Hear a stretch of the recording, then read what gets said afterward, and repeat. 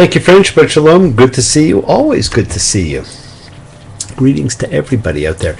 I had a great question about Aaron and the scapegoat sacrifice from last week. I was asked about the laying on of his hands on the goat's head. And according to Rashi, the laying on of hands by the witnesses is the confirmation of guilt. And that's why you will often read about the laying on of the hands on the sacrifices. That was a great question, Jackie. Thank you very much. And if you have any other questions, just please send them along. Now, happy Mother's Day to all the mothers out there. And of course, at one point, that could have been taken in a very negative way, but you don't seem to hear it that way that often anymore. Now, mothers are special. They nurture. They protect and defend. They unconditionally love. They seem to know everything. And we turn to them for so much. And Mamma Mia, the world is full of songs about mothers. No, I would not give you false hope on this strange and mournful day, but the mother and child reunion is only a motion away. Now, there's tons of songs about mothers. I've asked before and I'll ask again, why should we need a mandated day to honor our mothers, fathers, grandparents, veterans, or the earth?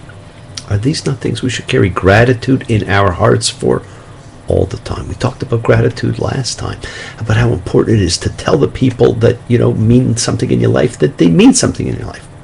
Friends, I try and be grateful for all the wonderful things in life and for all you wonderful friends out there and for all the fantastic things that take place regularly in your lives every day. Thank you for being a friend. Travel down the road and back again. Your heart is true. You're a pal and a confidant. Do you all remember that from the Golden Girls? And I hear there may be a Lego Golden Girls soon. The things they do with Lego now. Or there's the Paul McCartney tune, Gratitude. I'm so grateful for everything you've ever given me. How can I explain, what it means to be loved by you, by you? Perhaps not one of his best, but the sentiment is there. Be grateful and express your gratitude to the people in your life, not just because there is a day for them, but just because they are who they are. And I see that the CCAR, the Central Conference of American Rabbis, which is the Reform Congress Rabbi Group, has a pair of new High Holy Day books coming out this year. The first new ones in probably about 40 years. And from what I've seen, they are pretty interesting. They are really striving to be gender neutral. And so some of the prayers will seem a little bit different to you. And friends, as is so often the case, the title of the Parsha has nothing to do with what the Parsha is about, and that is the case here. Emor, say. Now, more than anything else, although it has a lot in it, as do they all, what this Parsha is a mini calendar setting out the cycle of holy days. And the concept of a cycle is really an important one. It starts with the Sabbath and then goes directly to the three gathering festivals.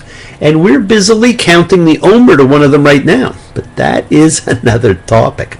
6 days work shall be done, and the seventh day is a Sabbath, a ceasing. A holy assembly you shall not do any work. It's a Sabbath to the Lord in all your homes. Friends, Leviticus 23:4 outlines the cycle, commencing with the short cycle of Sabbath, a weekly cycle, and now moving into the bigger picture of the annual Holy Day cycle. These are the Lord's fixed times, holy assemblies, that you shall proclaim at their appointed time, Mo'adim, fixed or appointed times. The appointed times can be called a cycle because they recur in a cyclical fashion, creating patterns and rhythms in time. Now, the Sabbath creates a weekly cycle, and the festivals occur annually, creating an annual cycle. And each appointed time teaches unique lessons about sanctification and our relationship with God pertaining to that particular holiday. Each time we keep one of God's appointed times, holidays, it is an opportunity to spiritually elevate ourselves, drawing ever closer to God. Now, the Torah refers to the tabernacle as the Ohel Moed, a term that shows up in most translations most often as tent of meeting. Now the word moed can refer to an appointed time or place. The tabernacle was God's appointed place in the Torah to meet with man at his appointed times. And we're presented with a list of God's appointed times, the Moedim, in this parsha. They are the holy days which he appointed to meet with his people, Israel. Now, since the destruction of the temple, the appointed place has been removed, but the appointed times do continue. We're told in Leviticus 23:14 that the appointed times are to be a perpetual statute throughout your generations in all your dwelling places. Now that means that they're never to be canceled. They are never obsolete or done away with. They are to be celebrated and observed wherever we may happen to be living. Now in the first month, on the 14th of the month, between the two evenings, is the Lord's Pesach, Passover. And don't forget, the real meaning of Pesach was halting.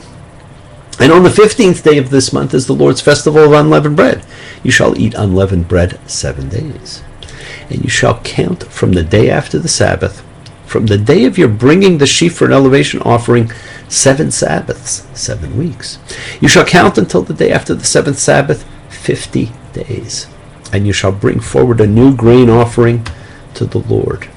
Speak to the children of Israel, saying, in the 7th month, on the 1st of the month, you shall have a ceasing, a commemoration with horn blasting, a holy assembly. In the 7th month, on the 1st of the month. This holiday is not named, but coming 9 days before Yom Kippur and involving the blasting of a horn, it is clearly the holiday that is now known as the Jewish New Year, Rosh Hashanah. It's not known by this name in the Torah, because as this verse indicates, it came in the 7th month of the calendar. In the Torah's calendar, the first month comes in the spring, and the first holiday is Passover. Just on the 10th of the 7th month, it is the Day of Atonement. You shall have a holy assembly, and you shall degrade yourselves. A very interesting introduction. Ak, just. This term of special emphasis introduces commands concerning certain holidays. Sabbath, Passover, Day of Atonement, Sukkot. And friends, those happen to be the appointed times. Speak to the children of Israel, saying, on the 15th day of the 7th month is the festival of booths. 7 days for the Lord, booths. In Hebrew, Sukkot. Now, this term is used to describe the function of the paroquet, the pavilion that covers over the ark, reflecting simultaneously both the simple makeshift dwellings that housed the Israelites in the wilderness period, or the clouds, as some people think, and the beautiful, most sacred structure that houses the ark. And on the first day you shall take fruit of appealing trees, branches of palms, boughs of thick trees, and willows of a wadi. Now this, of course, is the lulav and etrog. We, of course, use a citrus fruit as the lulav, this big giant lemon, but it says the fruit of appealing trees. So, probably technically, any fruit from an appealing tree would do. It doesn't have to be the giant lemon. And when you reap your land's harvest, you shall not finish your field's corner when you harvest, and you shall not gather your harvest gleaning. You shall leave them for the poor and for the alien, the laying out of the days of commemoration with compassion, humanity, dignity, built right into the cycle of life. The laws of the holidays, as expressed in Leviticus, reflect a concern with order and arrangement. God tells Moses to tell the people what the nation's holidays are to be. Sabbath, the holiday of unleavened bread, an unnamed holiday relating to first fruits, an unnamed holiday involving horn blowing, the Day of Atonement, and the holiday of booths. In each case, the text gives information on how to celebrate the holiday. In all but one case, it gives the date on which the holiday is to be celebrated. And friends, interestingly, it does not make any historical associations for the holidays, not even connecting the Feast of Unleavened Bread to the Exodus from Egypt, nor the Sabbath to God's rest at the end of creation. The main concern, as with the food and purity laws in Leviticus, is not to explain the background and purpose of the holidays. These things are a concern of Genesis, Exodus, Numbers, Deuteronomy, but rather to instruct the people on how to observe them properly. Leviticus is a different type of book. And this part of Leviticus in particular is known as the Holiness Code.